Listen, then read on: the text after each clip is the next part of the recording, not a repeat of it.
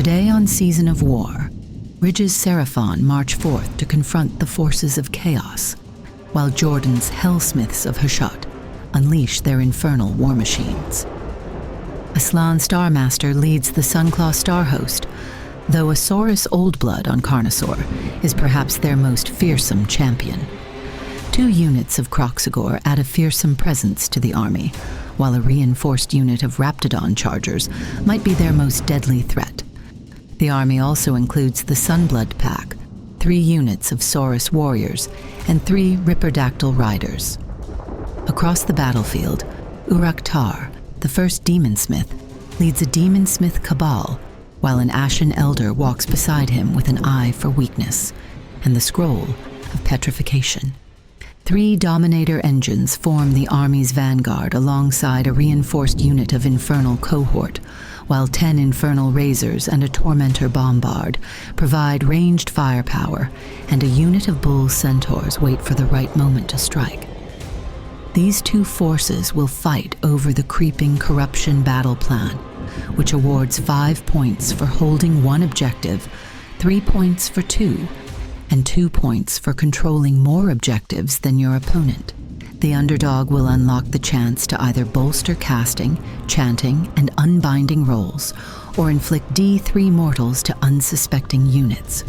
With both armies ready to clash, let's head to the battlefield, for this is the Season of War. This video is brought to you by the support of our channel members and our FLGS partners, Warpfire Minis and Boutique Bastion. If you're in the US, check out Warpfire Minis for the best stock, deals, and service. In Canada, head to Boutique Bastion to buy, sell, or trade new and secondhand models. Today's battle showcases beautiful thematic dice from Baron of Dice. Grab your own or get a custom set made at baronofdice.com. Hello and welcome to Season of War. We are excited to bring you another game of Age of Sigmar. And Ridge, I'm excited to bring out the Helsmiths of Hashut. It's been a little bit. It's been a minute. Let's see if they can get a win on the channel finally. I got the Seraphon back out for some fun, so Hey now, come on, these dwarves, we've got it. But jumping right into things, I had only 2 regiments here, which let me outdrop you and gives me choice of who goes first. And while I would love to take some pot shots at you with my cannon, I'm gonna give it away. Let you creep closer if you feel so brave. Cool beans, then let's jump into Seraphon turn 1. And while I gave away the turn, I'm gonna start things off by desecrating a piece of terrain over here by Uruk-Tar, and that's gonna give me some demonic power on my turn. Sweet, for me, I have nothing within 24 of the Realm Shaper engine, so I'm just gonna cast my 3 spells. First one is gonna be the Purple Sun. It's gonna fail on a 7. This is a good one for territories up to half, but I'm gonna go for the movement here. So my asterism is gonna be +2 to all my units' movement. And then next we're gonna try to summon the Suffocating Gravetide. That will also fail on a 4. And then screw it, we're gonna cast the Maelstrom. So that goes off on a 9. We'll try to unbind it, but we tie, you got it. And then I will spend a command point here for magical intervention with my bald guy, and he's just gonna go for some sacred rites. He will fail. All right, then let's go to movement.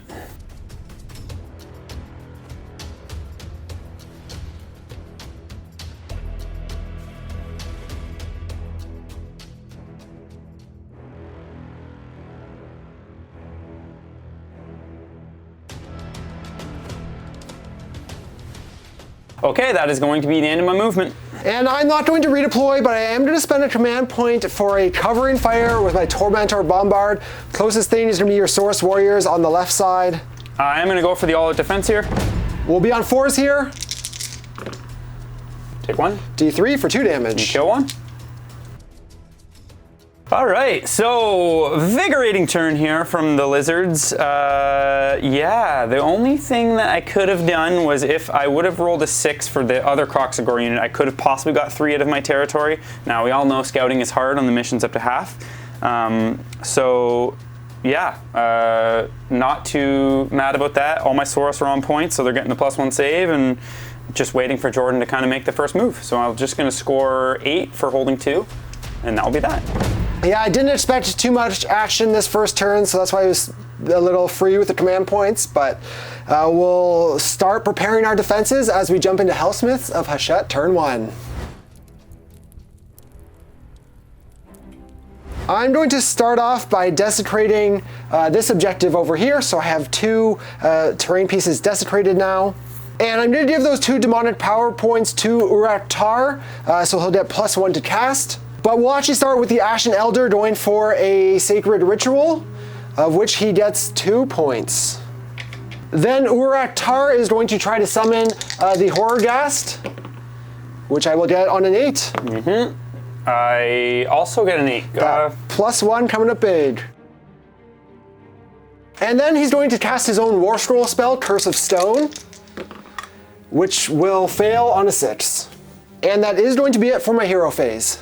Sounds good. I'm going to spend a CP and go for the Purple Sun. Won't matter, I fail. On a 7, +1 is 8, -1 is 7. All right, then into movement.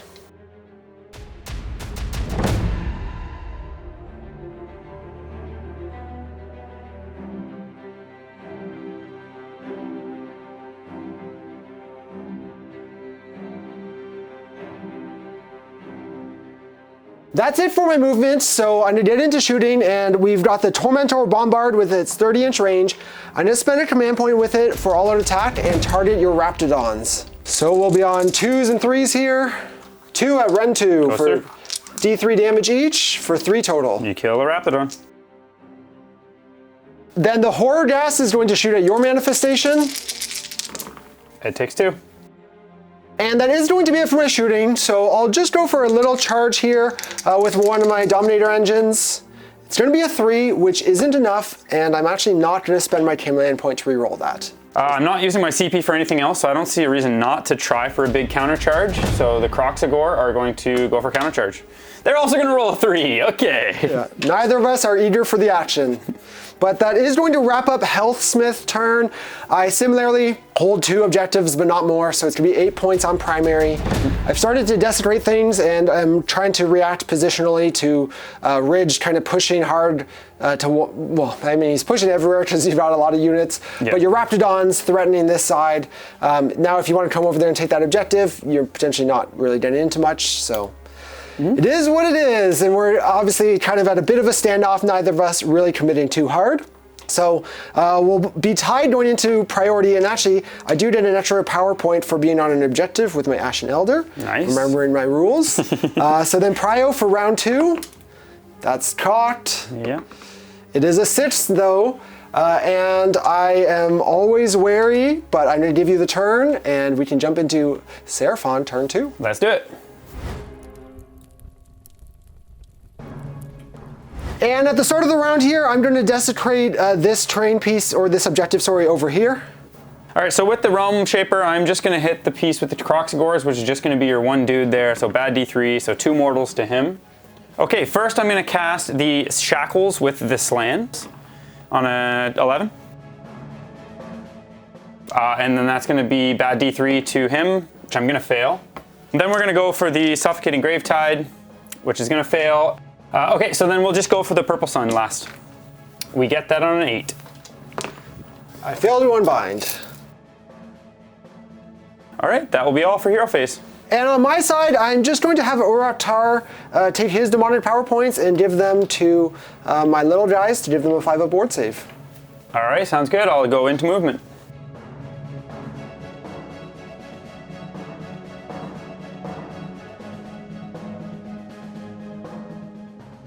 We are going to spend a CP to auto 6 the Pterodons, and they are going to go take that point in the bottom right.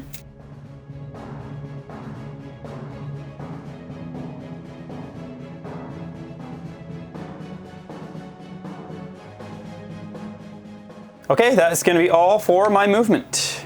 And I will spend another command point again to go for a covering fire, but this time we're going with the Infernal Razors. They don't have any demonic power points for extra rend right now, but the closest target is your Kroxigor, and they're close to your sun, so they're -1 save anyways. So we'll be on 4s and 2s here. I'm taking 4 of those. 2 damage each for 8. Okay, you kill a Kroxigor. All right, let's go to charges. I have no shooting. I'm gonna go first with the Purple Sun just to see if I can bang a 9. I do not. All right, and then that is going to be it for my charges. And I will spend 2 command points here, actually, with Urak-Tar for the countercharge. That's gonna be a 5, that'll be enough. And then he does have a rampage after charging where he gets to do D3 mortals to hear the manifestation. And it's just 1 there. So that'll be a 6. No, it takes 1. And he can do a 2d6 move after. We'll see what I get. A 10. It could be fun, but here I'm actually safe from the Croxador, so I'm not gonna move. All right, we're gonna do all out attack. The Croxagor are gonna put everything into the 20 pack. So let's first go with the Moonstone Hammer, 2s and 2s. So that's gonna be 4 damage. And then the other ones, They both go through. so a 6, so that's gonna be 10 damage total. Not too bad. We will have our 5 aboard saves though, of which we make 1. You kill 9. And then my Infernal Cohort are all going to attack the manifestation. It will not have a save, so we'll just take 4 6-ups. Makes 1 and takes 3 and dies. And then because he charged, I do get to make a pile in with Urak-Tar, and he's going to get to hit your Croxador. So with the staff first, D3 for 2, and then the mount. 1 at rend 3 now for 3 damage. Okay, you almost kill 1. And then we have the 1 Dominator engine into the shackles. Nothing. Classic. Okay, I'm gonna then do my 3-inch pile in. I'm gonna just pile the Croxagor over and like this. And then put the mortals into the Dominator engine for 3 mortals. It's up to 5 taken. All right, yeah, I got a few things here. I kind of didn't know what I was doing, and it was one of those turns where you start making plays and then because there was no reliable way to get scouting force for me.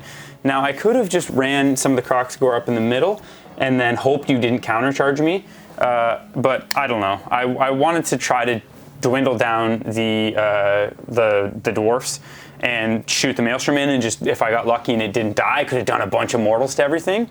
Now, it was a good countercharge from Urak-Tar. I really thought you were going to countercharge the bull.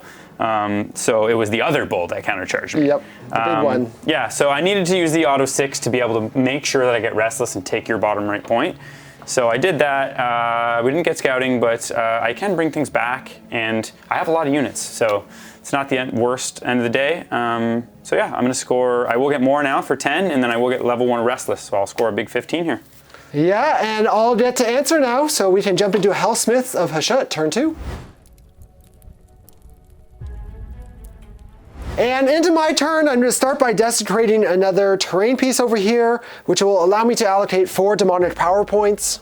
And I just have to allocate 3 of those to my Infernal Razors to give them rend 3. And then I'm going to give the last one to Urak-Tar. And I will see if my guys on the objective can give him an extra one. They fail. Then into spellcasting, Urak-Tar is going to try and summon the Soul Scream Bridge. And we'll get that on an 8. You get it. And then he's going to go for his Curse of Stone spell, which he will get off on a 7. Yep. You do get it. So I pick a point within 9, and then another point within that point, and draw a jagged line of lightning. So I'm going to get to hit basically your 2 units of Croxador, and it'll be 2 up D3 mortals on each. So the first unit for 3, Okay. and the back unit for 3 as well. They will negate the first one, so take 2. And then my Ashen Elder is going to chant for Furnace Blessing onto my Infernal Cohort, which I will get off with a 4, but that is 1 point away from the enhanced effect. So I'm just going to bank the points and I'll be at 7. And that'll be it for my hero phase. Okay, I'm just going to hit your Dominator engine with the shackles, and he'll take 3 mortals and have 3 less move. Cool. And then we're into movement.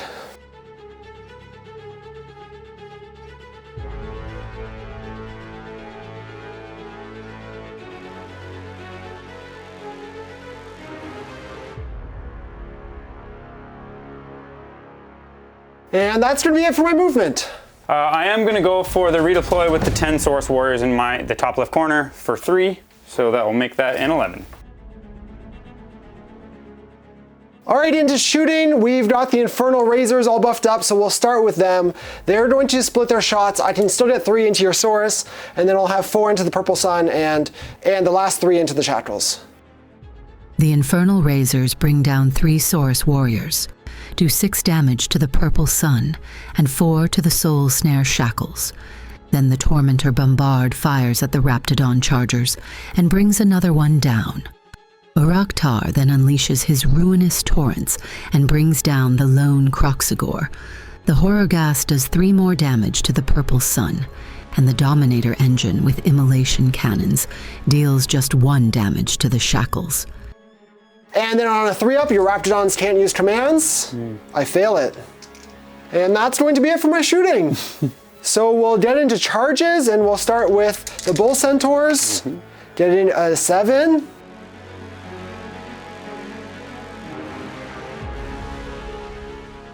And the Bull Centaurs will get to do impact mortals when they charge, just on 6s, so 1. Okay. And then into combat, we'll just go with the Bull Centaurs, putting everything into the Pterodons. That'll be 15 mortal wounds. Okay, they're dead. The Saurus warriors then attack and deal 2 damage to the Bull Centaurs, while the Horrorghast finishes off the Purple Sun, and the Dominator engine takes out the Shackles. And then at the end of the turn, I am going to spend my last command point to power through with my Bull Centaurs. They will deal 2 mortals on their way out. And that's going to be it for my turn, which was pretty solid, nothing like hugely crazy. The big thing for scoring was taking back this objective. I was pushing that side to try and get more, but obviously I didn't think that was guaranteed by any means, or it could have been reliable if I had, or more reliable if I had given +3 totens to this guy over here. But I was just too excited about the Infernal Razors and getting the rend out of them. And they did a crazy amount of damage. Yeah, even we just rolled well on the hits, but even just a couple shots here and there, 2 damage each. Yeah. Rend 3 does a lot.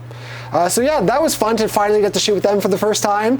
And over here, we obviously saw the Pterodons get obliterated, and I went for the power through just to get me even safer than if I had have ended here. It would have been a lot more danger close. On the flip side, it means if I get given the turn, they're not doing a whole lot, but it is what it is.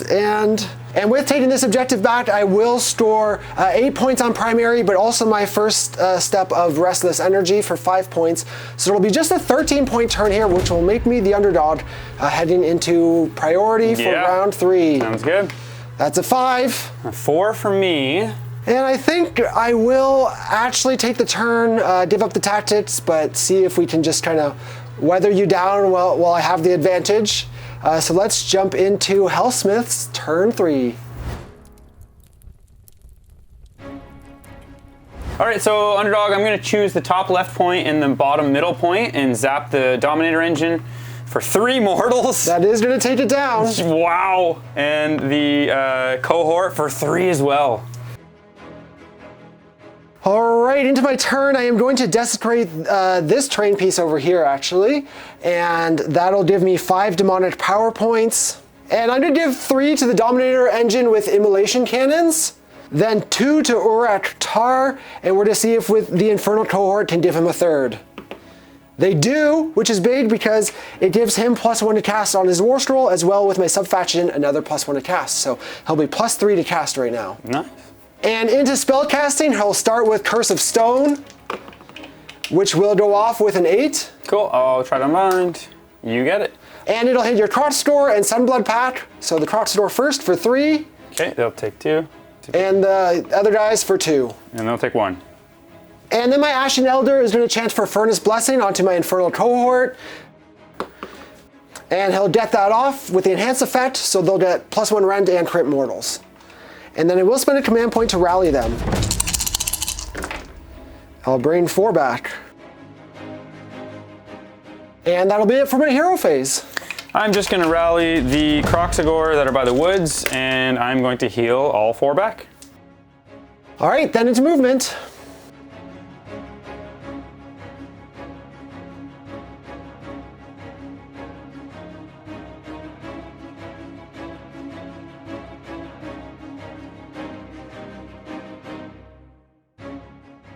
And that's going to be it for my movement. All right, I'm just going to redeploy the Carnosaur for 2. And into shooting, we'll start with the Dominator engine with immolation cannons. It's got 3 extra shots because of the demonic power points, and it's going to put them all into your Saurus. 2s for 9 damage. Yikes! That's going to kill 4. And then we'll go with the Infernal Razors into your Sunclaw Star Host. Okay, I'll have a 4 up ethereal. I take 3 of those. So 6 damage. So I take 5. And then the Tormentor Bombard is going to continue its shooting of your Raptidons. 8 damage. Yikes, that's going to kill 2. Also targeting the Raptidons are Uraktar and the Horrorghast, who combine to bring down 3 more of the Chargers. And do your Raptidons get to use commands? No, they do not. And I think that's it for my shooting. So then we're into charges, and we'll start with Uraktar for an 11.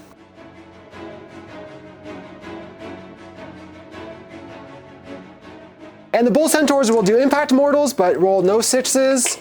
And Uraktar will as well into your Crotsador for 2. Okay, they'll take 1. And then he'll do his 2d6 move for 3. And that's gonna be all my charges. All right, I'm going to countercharge the Saurus Warriors. And we roll a 6.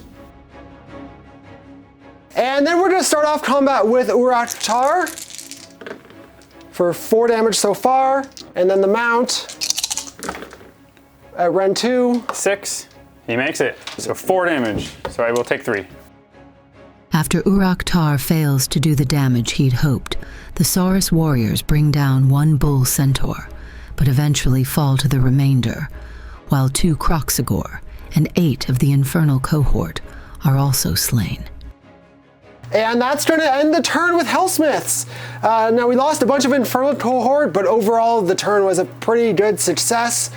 We saw a couple cool things that we haven't gotten to in our first couple of games, like the Immolation Cannon, a Dominator engine doing solid damage. Yeah. The Infernal Razors for the first time getting some, I guess now the first game they've been getting decent output in a few different instances. Though here it wasn't as big because they didn't have the Ren stacked, but overall, we do take that objective, hold on to this one, so we're getting the 10 points on primary, though of course we don't have the battle tactic available to us, or any battle tactics. So all in, I'm pretty happy, especially with the shooting, whittling down your Raptidons pretty well, just a bunch of shooting between the cannon. Uraktar's 18-inch range is awesome, and then even the Horrorghast did 6. All 6 of his shots killed 2 Raptidons this turn. Yep, so yeah, we've put the pressure on, obviously, and you're gonna have to answer here, but you do have a potential priority and double in your favor coming as well. You can bring back units. And a reroll. Yeah, so lots of juicy stuff going on, but that'll be 10 points for the Helsmiths, and we can jump over into Seraphon turn 3. Let's do it. At the start of the turn, I'm going to desecrate something else, which is going to be this objective. I'm going to try to dispel the Horrorghast. I'm going to fail. All right, so we will try to bring back the 2 Kroxigor on a 4-up. We fail it. So we're going to cast with this land. He's going to go for the Purple Sun. We're going to get that on a 10. We'll unbind it on an 11. Nice. That is a Ridge move if I've ever seen it. So we'll go for the Suffocating Gravetide, which we get on another 10. You got this one. Okay. All right, that's all for my hero phase. And for me, I will have Uraktar take these 3 demonic power points off the Dominator engine and put them onto my Infernal Razors. Cool.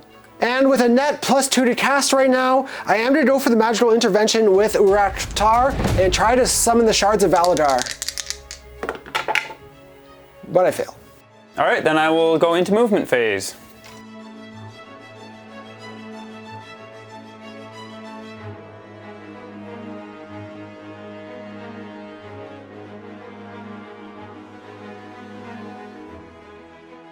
Okay, let's go for charges. So we're just gonna go with the Carnosaur first because he really wants to get in, luckily, just barely. And I will spend 2 command points to countercharge with Uraktar for a 7. And I'll do Impact Mortals to the Saurus Warriors for 2. I just negate the first one, and one dies. And then I get a 2d6 move for 5. Not enough to do anything. All right, so the Carnosaur is going to be going in here. He gets +1 to hit from his companion weapons from his monstrous trait. So we're not doing an all attack, and we're going to go first with the jaws. So we're going to be 3s and 2s. That's going to be 5 damage each. 10 so far. And then the forelimbs are going to be 3s, so 8 more. And that'll take them out. The Carno fucks. And then I'll put all of Uraktar's attacks into your Saurus Warriors. Yeah, I'm going to go for the all-out defense here. So up top. Uraktar brings down 2 of the Saurus warriors, and after all the fighting, the Seraphon make a desperate play to take the objective. Okay, so now I have my Sunblood pylons. I just did them, so both the warriors and the Sunblood pack are gonna go into the hero, just barely being able to do it. If I can kill him, I actually will take the point. So first the warriors are gonna do 3, good start, and the Sunblood pack is gonna do 2, so that's gonna be 5 mortals. Well, he ignores the first, so he's still alive. Oh, nice! So he takes 4 and survives on 1. Love it. So barely not going to take this point. I'm just tried to kill the hero at the very end of there, negating first point being big. It would have actually scored me more in this situation if I did take that one, so I won't actually get that now. I'm going to hold 3, so I'll hold 8 points for that. And then I was so close to being able to get Scouting Force multiple ways, but I just couldn't get this little Kroxigor out here. I tried to banish the frigging Horrorgas, which I couldn't banish that even with +1. I needed like a 4 or 5. So all that happened, but it's okay because our favorite hero monster of the channel of all time wiped all of the Bull Centaurs. The Carno's back. It doesn't count. It's not a real Carno. He's soggy. He's the greatest. He's the soggiest of all Carnos. He did his thing. So yeah. So no tactics, but I'm going to score 8. That brings us tied into at the end of round 3. So yes. We can head into priority for round 4. Sounds good. 3. That's a 4 for me. Okay, I'll obviously use my once per reroll. We tie, and I win ties. So I have choice of who goes next. Okay. No reason not to take it at this point because I'm on the bottom. I can store tactics this turn. So let's jump into Helsmiths turn 4. All right, I'll start by desecrating this objective. So I'll have 7 demonic power points now. And I'll give 3 to the Dominator engine with Bane Maces, 3 to Uraktar, and 1 to the Infernal Razors.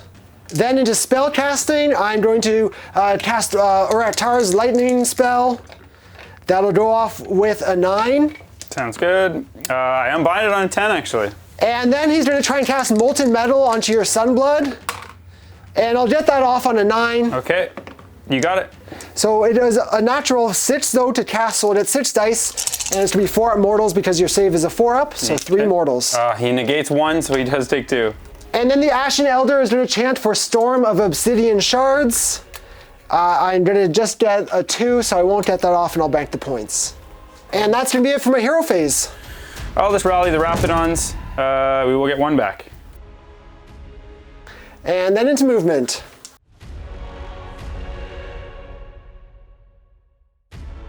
And that's going to be all my movement. We'll just redeploy the Carnosaur for 3.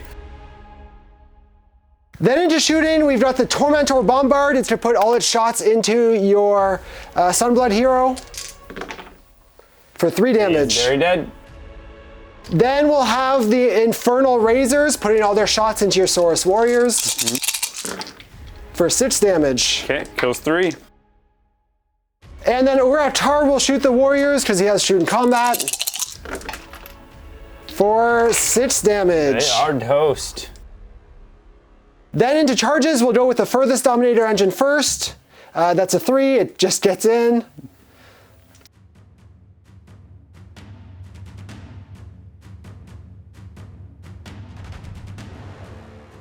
And after my charges, Uraktar will do his impacts for 2 mortal wounds. Okay. And he will get to move 2d6 for 5.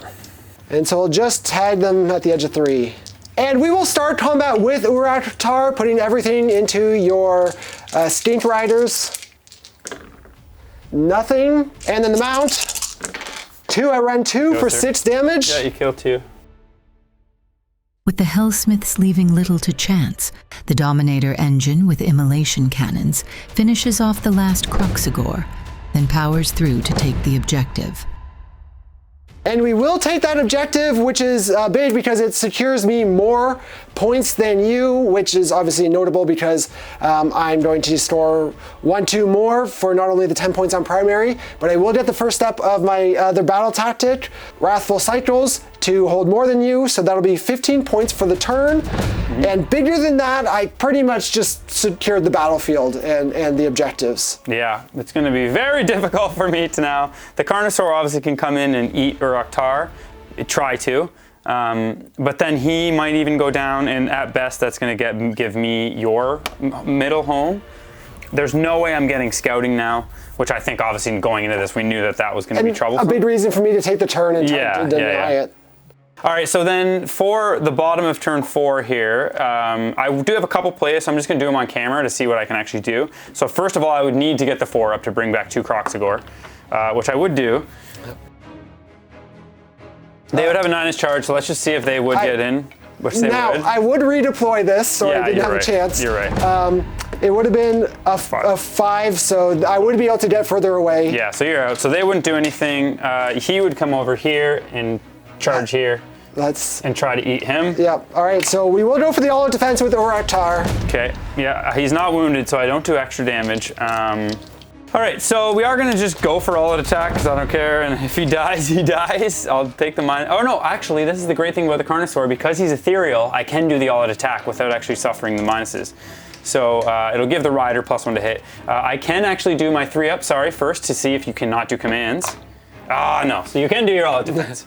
All right, so let's go with the jaws first, 3s. So 2s to 4s, save them both. Nice, and then the 4 limbs, so that's 3 damage, and then 6 attacks, 2s. 1 more goes through. 3 more damage. So 6 damage total. We would have 5 up wards, of which we save 3 and take 3. Yes, so the Carnosaur very much doesn't kill him. Basically what that's going to amount to is you'll get 8 points for just holding 1 and 2 on your turn. That's what we quickly wanted to roll it out, but it's pretty much what I was going to say is going to happen anyway. Because there's no way I'm getting scouting, no way I'm getting any others of restless. So I'll score 8. We can roll priority. I think it will really matter. That's a 4 to your 2. So you already used your reroll. Yeah, exactly. So you take the turn. And here, even if you had won it, you would have opened up the second step of Wrathful for me if you had taken the double. Yeah. But on this turn, I'm obviously just going to be shooting the Carnosaur. Yeah, and then I score 8 turn from this one again. Yeah, and I'll be able to store more for primary. So I would just get the 10 primary because I can't do either second step of Wrathful. I'm just not fast enough. Wrathful's not a good one, or Restless second step is very tough with this army. Yes, on this mission. 6. Yeah. Basically, this was the last play for Ridge to take more objectives, or with the charge as well, to take more objectives, which could have given you a shot to take the win here at the end. Yeah. So there was a slim chance for you to take down Uruk-Tar and make all this stuff happen, but just wasn't quite enough in the end. Yes, the big one was the 4-up, the turn 4 priority with the reroll, just rolling that. I think it was a 3, and then tying you with a 4. Yep. Which was huge. So the nice thing is, is this the first win for Chaos Dwarves? It is on the channel, and I think the obvious first thing to look at is this was our one of the first matches where I'm not playing against a fast, aggressive, aggro another similar combat army, kind of castle army. Something that's you can kind of deal with, get some value out of your shooting. The bridge here was awesome. I can't remember who mentioned that to me. Maybe it was Devin talking to him. Yeah. But having that to get my shooting around and whatnot, or even pull it out of combat if it had to have gotten tagged, is big. Yeah. But despite all the obscuring, at some point you have to come off of it. Yeah, the Raptidons just kept getting pestered and pestered. I could have played them on this side, I guess. The biggest thing this shows off actually is some for people is that scouting. You need to get scouting 1 to get that going. Usually you want to take a side and go heavy on that. Yeah. So when you put your bull centaurs over there, I was thinking I was going to go heavy that side, but always just they can do so much damage. So it was I needed to do that a bit better, I guess. Yeah, kind of left them out to dry a bit. Obviously, the Tarno went in and devoured them, but they did their job of holding and taking back that point for a couple turns. And yeah, it was great here to see these units units actually get to do what they want to do. Yes. Which is, a lot of damage out of them over a couple activations. The shooting being really solid with the Infernal Razors, and exactly what we expect out of the Dominator engines, which is a 2-up save that can't hit. Does no damage at all. 6 attacks, 4s and 2s, can't get anything through. Yeah. That's classic though, but they're cheap and they do have a great save, so they are great at tagging stuff, pinning, and that kind of thing. Yeah. Yeah, the shooting is great. The blunderbusses are amazing. And the Dominator, or the Tormentor Bombard is just awesome too. Turning off CP, which wasn't huge here, but... Yeah, it stops you from a rally on one turn with the Raptidons at least, or a couple turns. So. The Carnosaur did something, so I'm happy forever if he can kill something and do stuff. He was close to coming up huge. We're leaving it on a cliffhanger, though, how this combat would have ended if he would have gotten taken down. Yes. Or who would have won that over a couple turns, but... 4-up Ethereal, I don't know. The build he has is amazing, though. 4-up Ethereal with the healed D3 at the end. These are basically 2 anvils just slapping at each other that neither's going to get a lot of damage through. That will be it for us here today. We will wrap things up. Obviously, we're stoked to finally get a win with the Helsmiths. Chorf players out there, there you go. Yeah, and I will say, where I've been frustrated earlier, just not getting to do the things you want to do, was partly like matchups too and that. So here, getting a more even-keeled opponent allowed them to and allowed me to actually play the army and feel like I could use them somewhat effectively. And this is not naturally one of their good missions, because they are more of a castle army. Yeah. So being able to do those things, and not getting hit essentially before you're hitting, which is a dumb way to say that, but hey, we got it. We got dictating the combats. There you go. Yeah, but better. That'll be it for us here today, though, guys. Hope you enjoyed that battle report, and we look forward to seeing you in the next one. Have a good week, everyone.